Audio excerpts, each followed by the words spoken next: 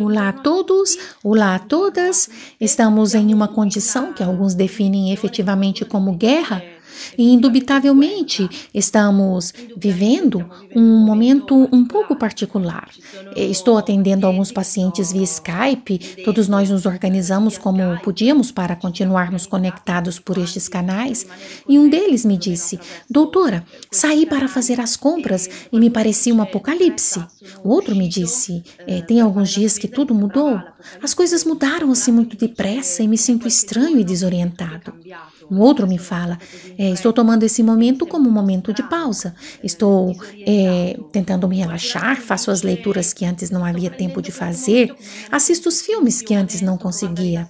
Outro paciente me disse: sim, mas não consigo me relaxar completamente.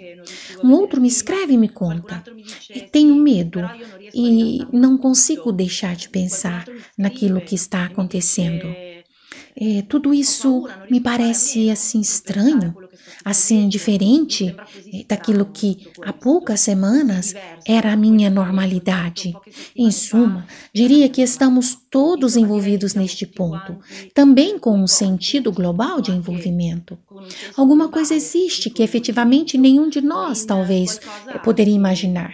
Não obstante as previsões epidemiológicas que circulavam também, digamos assim, em tempos não suspeitos, e que, sem dúvida, nos coloca frente também a interrogações com relação ao que será o nosso estado, o nosso bem-estar, mesmo quando tudo isso acabar do ponto de vista, digamos assim, estritamente sanitário.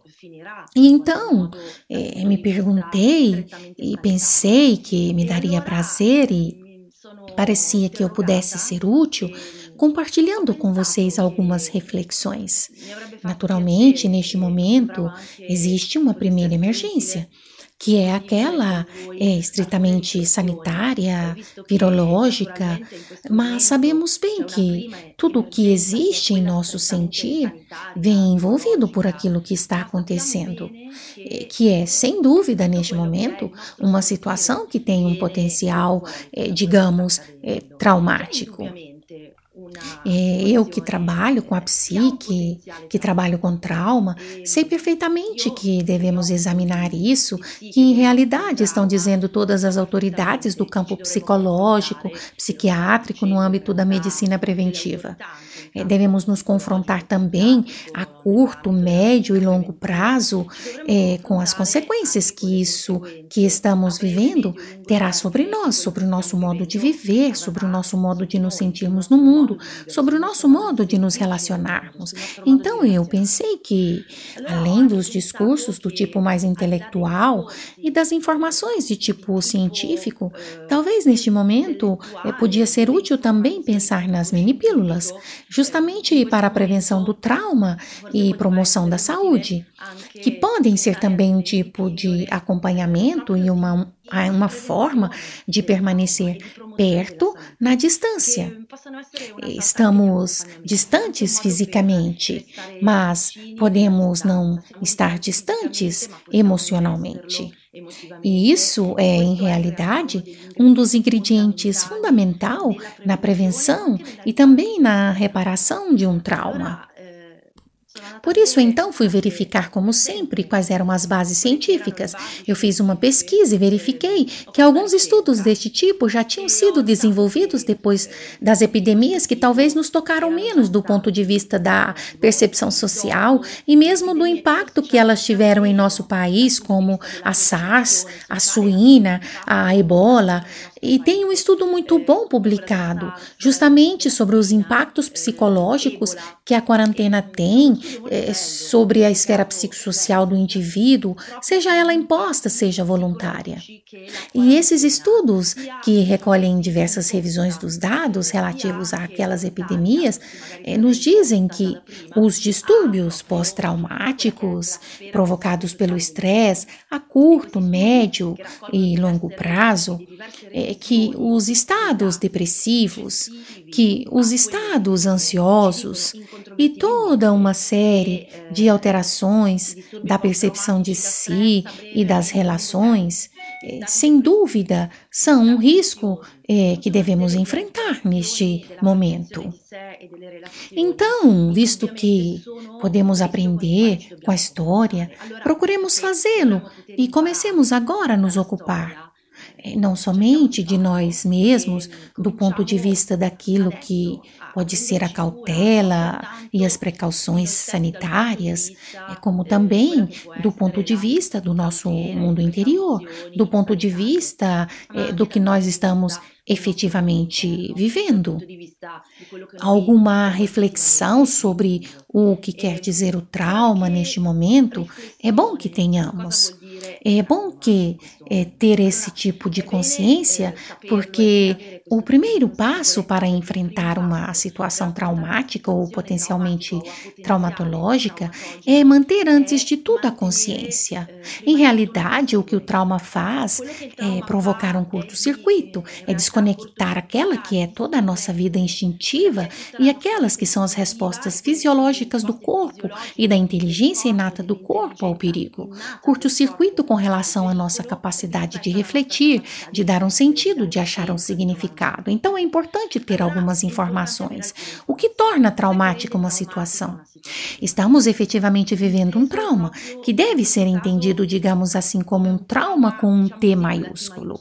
Um trauma com um T maiúsculo é um trauma imprevisto, ou seja, é uma coisa que acontece imprevista e inesperadamente.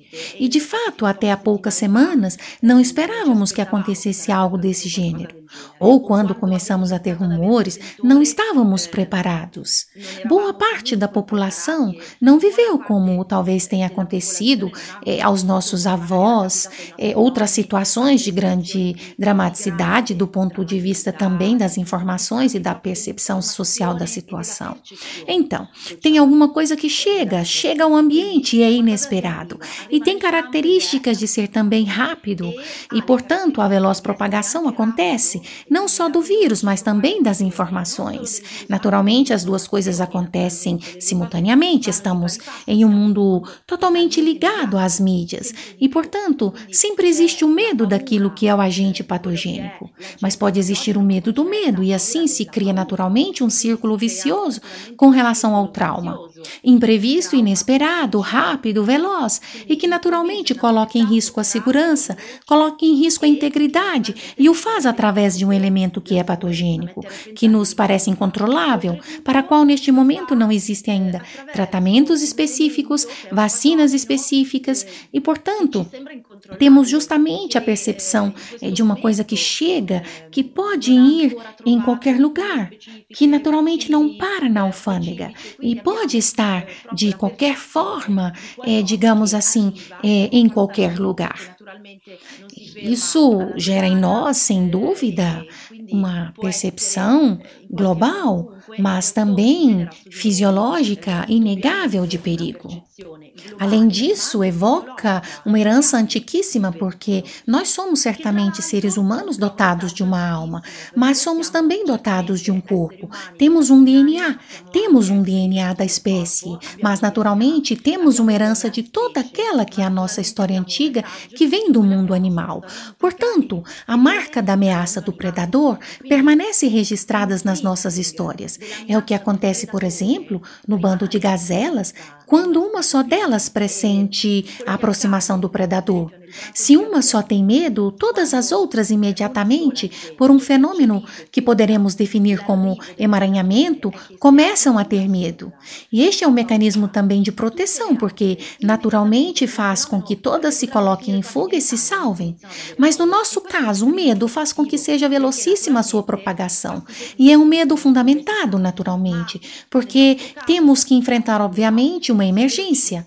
Mas isso tem um efeito, tem um impacto sobre nós, porque vai minar, antes de tudo, o ambiente. O ambiente é o contexto no qual vivemos, e em uma época de globalização como a nossa, diversamente daquela que podia ser no passado, onde tudo era mais circunscrito, agora o ambiente é tudo.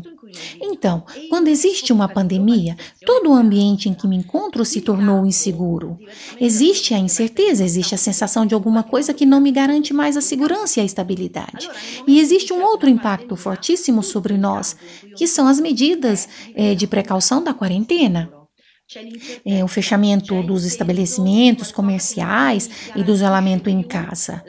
De uma parte, são medidas necessárias e devem ser respeitadas, não apenas por nós mesmos e os nossos parentes, mas em uma ótica cívica, de respeito ao que é uma comunidade, que a esse ponto deve estar unida com relação à necessidade de enfrentar a uma emergência desse tipo.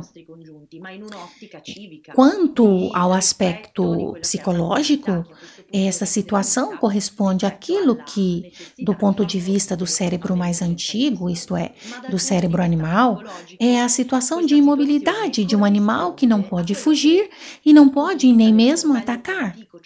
E este é um outro elemento fortemente traumatológico, porque faz com que a pessoa tenha uma percepção de impotência. Portanto, não tem mais controle dos deslocamentos, não tem mais liberdade de movimento. E para o meu cérebro antigo, isso vale dizer paralisia, vale dizer perda de todas as possibilidades de reagir a um perigo, que são geralmente aquelas da fuga ou do ataque.